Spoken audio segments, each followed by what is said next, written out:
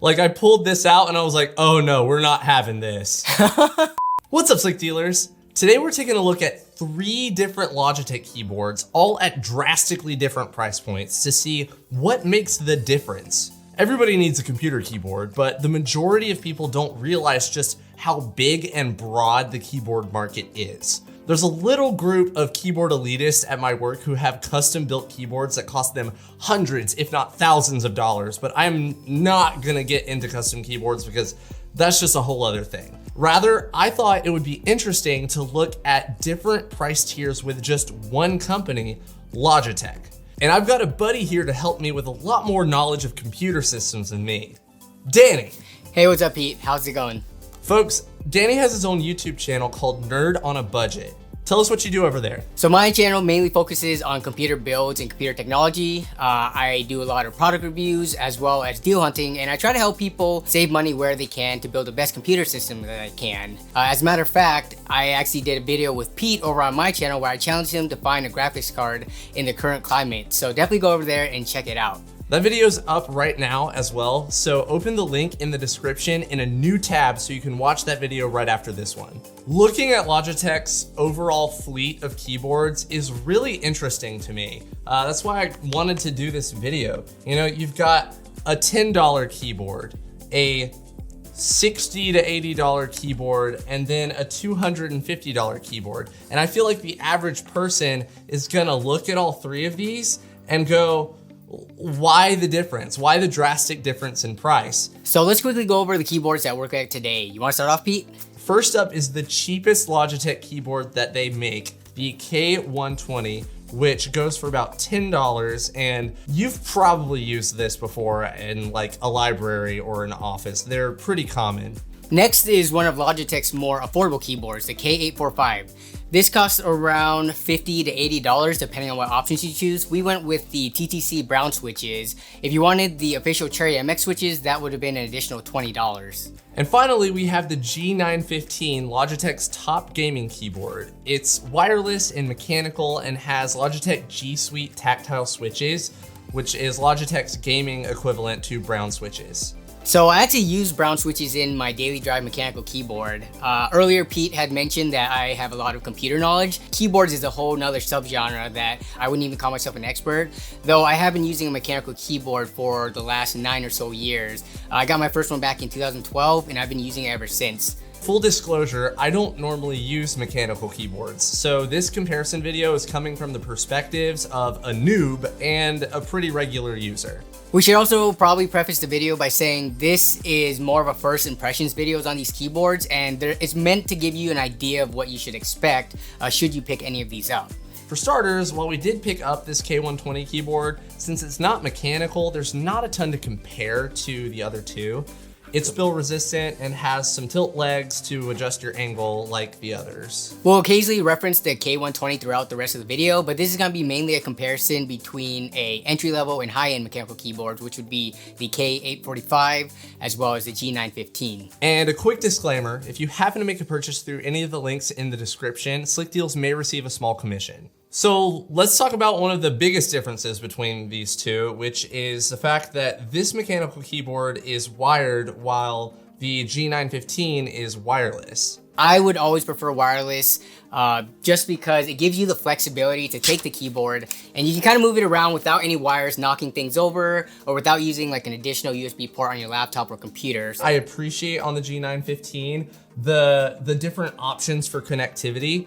You have Bluetooth for extended battery life, and then it also has this dongle for its wireless connectivity where you plug this into your computer directly, and it's supposed to be a lot more stable and better for gaming. The G915 has roughly a 30-hour battery life if you're on that Bluetooth, less if you're on the wireless dongle. Next, let's move on to RGB versus non-RGB. Both keyboards are backlit, but the G915 has a lot of different modes that you can set up through the included software. The K845 is a lot more simple. It only has one backlight color, which is pure white, and some dimness control. The G915 has a lot of extra buttons that you can see on the keyboard. Danny, you want to talk about those? Yeah, so as you can see on the keyboard, there are rubber dome buttons on top as well as extra keys on the side. And this just allows you to access a lot more features of the keyboard right there at your fingertips. So you have like the light speed button, Bluetooth, gaming mode, which disables the Windows key so you don't actually press that while gaming. And then the extra keys on the side where you can program extra things that you would want. I also found this volume wheel to be really cool. It's super convenient just to be able to adjust your volume. I like that volume wheel too, but when I first got it, my thought for some reason was, oh, that would be really nice for scrolling on web pages. That would actually be a really good functionality, yeah, so that you don't have to like keep your hand on your mouse, you can just flick that. Yeah, that'd be pretty cool. Yeah, but then my coworker was like, but then you wouldn't have volume control on your keyboard.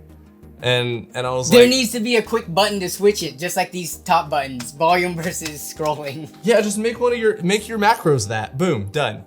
So the K845 by comparison is not without some function keys, but in order to use those, you have to be holding down the function button on the bottom, which is not super convenient. So for the switches of both keyboards, the G915 features the Logitech, their own custom GL tactile switches, whereas the K845 features their TTC brown switches, which is pretty much kind of like a Cherry knockoff or a clone. The GL tactile definitely feels lighter. The key travel is less than that one for sure, but when I'm typing on it, it definitely feels like I'm typing faster, and I'm not having to exert as much force onto these switches. The G915 switches have less travel, which basically means that there's less distance from when you first touch it to when it stops moving. Versus these, there's a little bit more travel, more distance going on there.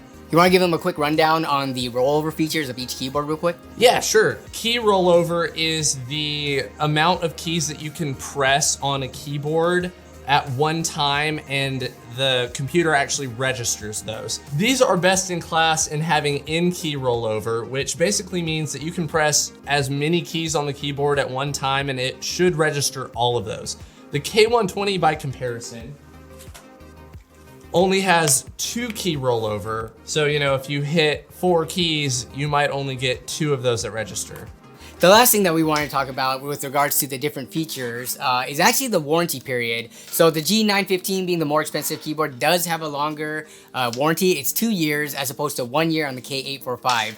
But whether or not you think the warranty period is warranted in the price is really going to be up to personal preference. For features, we got to give it to the G915. It's got a lot more going on, which I think can be expected from the much higher price point that you're paying.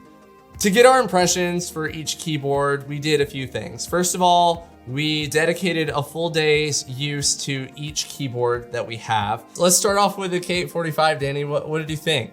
In terms of typability only, it's pretty much on par with my current keyboard that I use in my office. This is not wireless, and mine's wireless, so I am very used to being able to switch and move my keyboard around and not have the wires interfere with anything. In terms of typing speed and accuracy, I was actually able to get the exact same score that I get on my own personal keyboard, and this was brand new to me.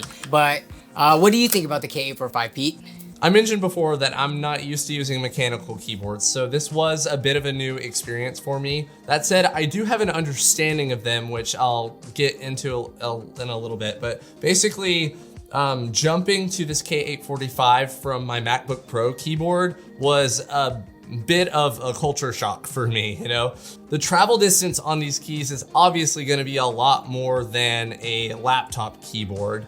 So that was the biggest thing. These are brown keys, which means they're tactile, which means that you're supposed to feel like a little bit of a bump with each key press. If you're not really feeling for it, I feel like it's hard to notice that bump on these keys. There's kind of a meme going around on the internet that basically browns, you can't even feel the tactile bump unless you try to feel for it. And this is across not just Cherry MX, but other key switches as well. So I actually really enjoyed using the G915. The biggest feature that I liked was the wirelessness of it. I do tend to move my keyboard around a lot, and just not having the wires there getting in the way is a big thing for me. The battery life, I didn't really find to be an issue. In terms of the typing experience, I was able to get the same speeds and accuracy on this keyboard as I did with my own, as well as the K845. One thing I did notice though is this does have a noticeably less travel distance than both of the other keyboards. As soon as I started typing, I felt like I was able to type faster, and that was me kind of holding back because otherwise I would have made too many errors. If we did a side-by-side typing test, I bet I would get the most words per minute on this keyboard, but of course I would take a hit in accuracy. Your typing test may be a little bit better on the G915, but that probably has to do with the fact that the switches on these have less travel distance. So what were your thoughts on the G915? It doesn't feel quite as much like a mechanical keyboard, and so it was less jarring for me to start using it, but that's a plus and a minus. I was expecting mechanical and not actually getting it, and the complaint that I had about the K845 not feeling tactile with the switches is even worse of a problem on this keyboard in my opinion. I don't feel that bump at all on these keys. I also wanted to mention about battery life on this keyboard. In the about day and a half that I've used it, the battery life has dropped down from 100% to about 71% right now. Not bad. Yeah, I'd agree with you. You wouldn't have to top it off more than once, maybe twice a week. And if you have a cable nearby, you just do that overnight and then you're good to go in the morning. That is one thing I did want to mention about this that kind of annoys me, is the plug-in on this keyboard is a micro USB. Yeah, I forgot about that. Yeah. Are we in 2016? In this day and age, anything that doesn't come USB-C, I also find pretty annoying. It's like I pulled this out and I was like, oh no, we're not having this. So for use and impression, I think I would have to give it to the G915 because the fact that it was wireless, it had that volume wheel, I enjoyed those things a lot. The one caveat I will give, if you're looking for a mechanical keyboard that gives you that retro keyboard experience, you're definitely gonna get that more with the K845 than you are with this G915. Yeah. Let's move on to price. There is a pretty big difference between the two. The G915 comes in at around $250, and the base model of the K845 comes in at $55. And if you want legit Cherry MX switches, it'll be another 20 bucks. So at $70 to $80-ish, it's still 1/3 the price of the G915. Short and sweet. We've got to give it to the K845 for price. So Pete, if it came down to it, between the K845 and G915, which one would you choose considering all the things we've talked about? If you're in the market for a mechanical keyboard for the first time and you're looking at these two sorts of options, go for the K845. Yeah, it would definitely be really hard to recommend the G915, especially for first-time mechanical keyboard buyers, because you haven't even used one for long enough to know exactly what you want, and $250 is a very steep price point. It's a great keyboard, but I kind of look at it as like a Bentley or a Rolls Royce in the keyboard world. Between these two, I would definitely choose the K845. It does what I need it to do in terms of typing, and it comes in at a much nicer price point. It would be the same as if a family member or friend came to me asking for a recommendation between these two. I would go with K845. But that said, we've also talked about the fact that there are a lot of different keyboards on the market that are, in between these two price points. And so it's not just like you have only this one or only that one. Yeah, for example, my current keyboard is the Keychron K4, and that one costs around $100, depending on the options you choose. I love those Keychrons. I really like the designs on them. Oh yeah, so simple and compact, yeah. And then also my videographer uses a Razer Huntsman Elite, which MSRP is at about $160, and he loves that. Danny, thank you so much for helping me host this video today and talking about these keyboards. This has been really informative for me, and I really enjoyed this whole experience. Yeah, and thanks for having me on. I've been using Slickdeals for a long time, so when you actually reached out to this project and you had Slickdeals in your email, I was super excited to do this. Thank you so much for watching. Definitely go over to my channel to see the other video that we shot where I challenged Pete to get a graphics card in this crazy market that we have with graphics card shortages. It was crazy. If you like this video, please subscribe. Thank you so much for watching. I'm Pete King. If you paid full price, you weren't really trying.